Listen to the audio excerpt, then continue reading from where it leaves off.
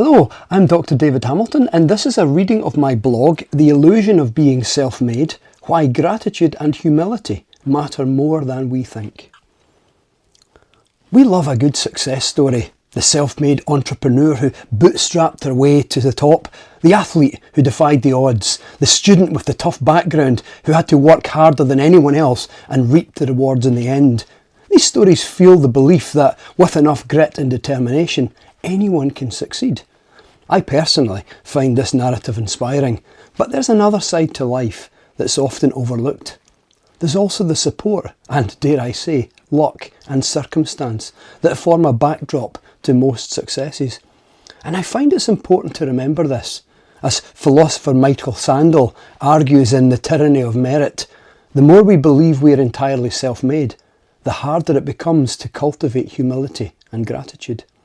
The myth of self-sufficiency. It's easy to feel that we've earned everything we have through our own efforts. You alone are more aware than anyone else of what you've gone through. Each of us acutely know about the sleepless nights, the long hours, the worry that we'll never get there that have plagued our minds. But then our hard work and determination and the choices we make along the way gradually pay off. This is my personal story too. I know what I've gone through to get to where I am. And it wasn't easy. Hard work and perseverance do matter. Of course they do. But no one exists in a vacuum. Let's consider the education we received, the opportunities we were given, the health we may have been fortunate enough to have. All these factors play a role in shaping our paths. In reflecting on courageous decisions that I've made that shaped my life, I'm always drawn to when I resigned from my very well-paid job to start a career in writing and speaking. It took a lot of courage, not least because I didn't have any experience in doing what I was setting out to do. Yet, if it hadn't been for my mum and dad, a year or so earlier, who supported me through a difficult period of depression, a period of time that sowed the seeds of that decision actually, then I'd probably never have done it. And I wouldn't be sitting here reading these words. And my PhD professor was pivotal in me landing that great job in the first place. Had I done my PhD under any other supervisor, I probably would not have even got an interview for it. Some might call this luck, others fate. But either way, my choices were built upon things happening and other people. And what about intelligence? We often credit this as underlying our abilities. It's often viewed as a purely personal trait, not something we choose. But we don't decide our genetic makeup or the environment that shapes our abilities. Nor do we control the economy we're born into or the societal structures that determine which kinds of work are valued and rewarded. Yet, when success arrives, it's easy to forget these external factors. We congratulate ourselves and sometimes even look down on those who didn't make it in the same way, imagining that they just didn't work hard enough. Now, let me just say here that this isn't in any way to take away from what we've gone through and the grit and determination that anyone shows to get to where they are, but just to also remember those who helped in obvious and less obvious ways along our path. It's in finding that balance within ourselves. I did something good, and I'm also grateful for help I've had along the way. It's neither just one or the other. Cultivating a sense of both aspects is healthy. Because danger lies when we attribute all success to individual effort. We risk losing sight of the essential role of others in our lives. Why forgetting this makes gratitude harder. Gratitude flourishes when we recognise that we are interconnected.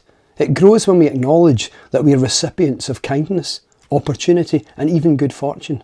Because if we see ourselves as purely self-sufficient, what is there to be grateful for? Just the sunshine? Even sunshine makes it easier, some might argue, to work in rather than wind and rain, which might be someone else's circumstance, physically and metaphorically speaking. If I believe that every success is purely of my own making, then I have little reason to feel thankful.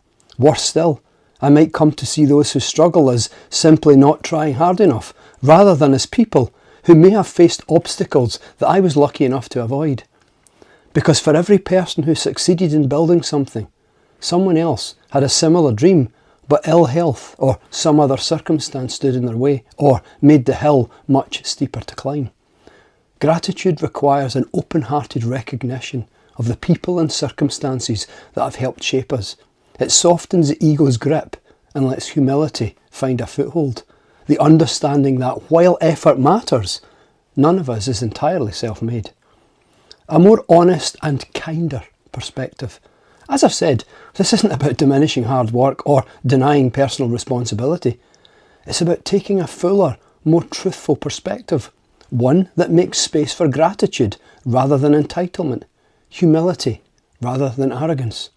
It's about recognising the teacher who took extra time to encourage us, the family member who supported us, the unseen workers who built the infrastructure we rely on every day.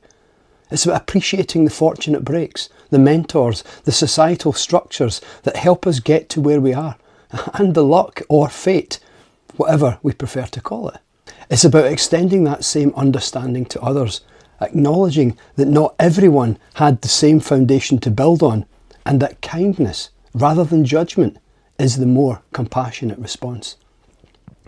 Cultivating a culture of gratitude. When we move away from the myth of being entirely self-made, something beautiful happens.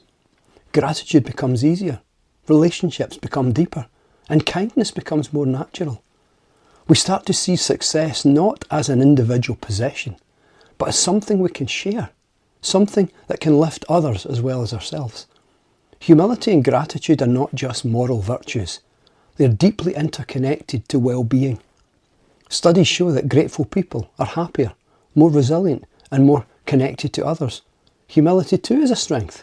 It allows us to learn, grow, and see the world with clearer eyes. So perhaps the real marker of success isn't just what we achieve, but also how well we recognise the web of connections that helped us along the way. The more we embrace that truth, the more grateful and ultimately more fulfilled we become. I'm Dr. David Hamilton, and that was a reading of my blog, The Illusion of Being Self-Made, Why Gratitude and Humility Matter More Than We Think.